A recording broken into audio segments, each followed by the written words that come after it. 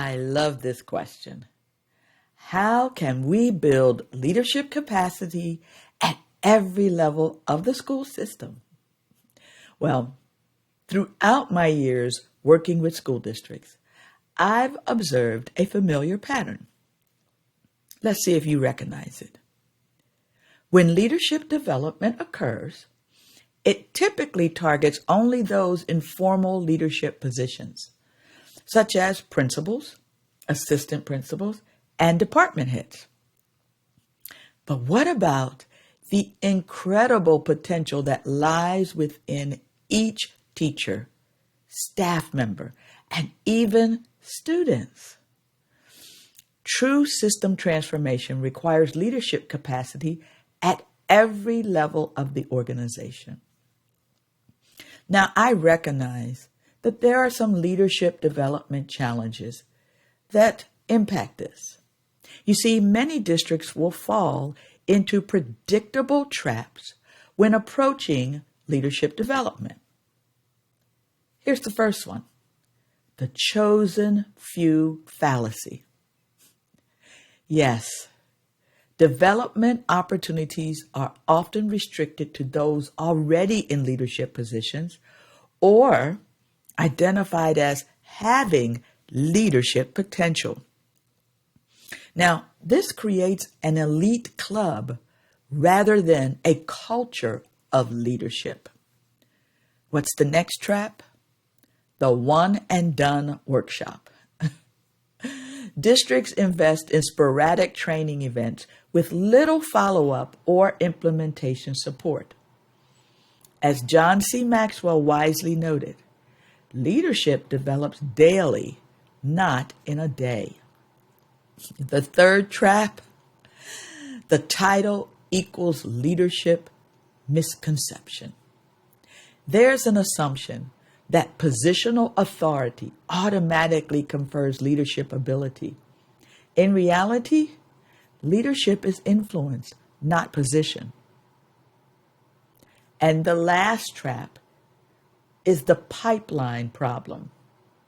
So rather than developing leadership broadly, many systems focus solely on succession planning for administrative roles, thereby missing opportunities to cultivate leadership at all levels.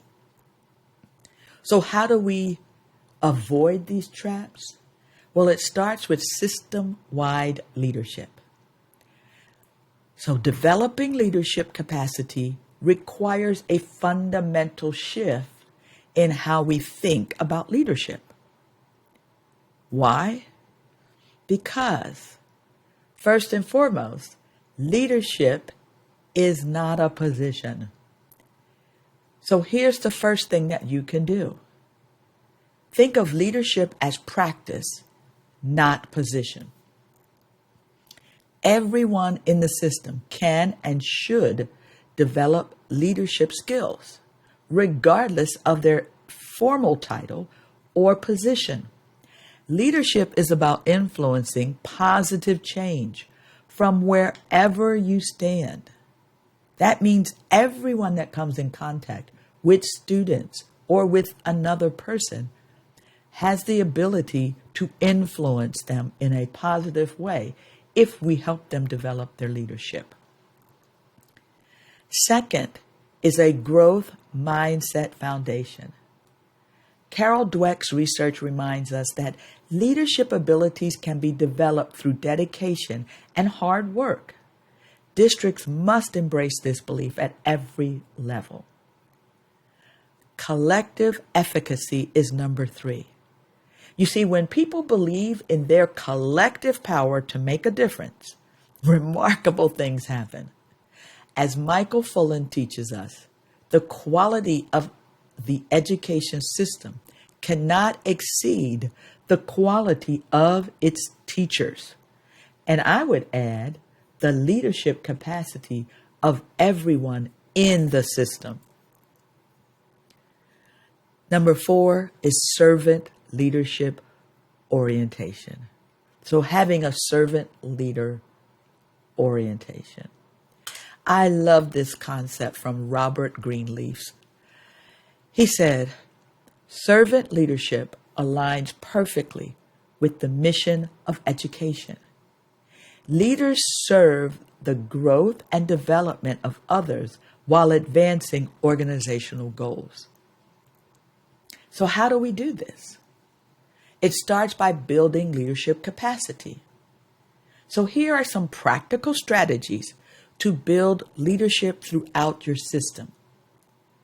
The first strategy is distributed leadership. So I want you to distribute leadership intentionally. Create formal and informal leadership roles at every level. Empower teacher leaders, department heads, small groups, and professional learning communities with real decision-making authority and responsibility. Next, establish leadership learning communities. Just as students benefit from collaborative learning, so do developing leaders. So create cross-role communities where leaders from different levels and departments learn together. Followed by implement job-embedded learning. So I want you to move beyond workshops to provide coaching, mentoring, and opportunities to practice leadership skills in real-world contexts with supportive feedback. Number 5, create leadership pathways. So develop clear growth trajectories that allow individuals to progressively take on more leadership responsibilities while remaining in their current roles, if desired. Number 6, leverage existing expertise. I recently worked with a district that identified leadership experts within their schools, individuals with specific leadership skills who could teach others. This approach honors internal expertise while building capacity. Followed by connect leadership to impact.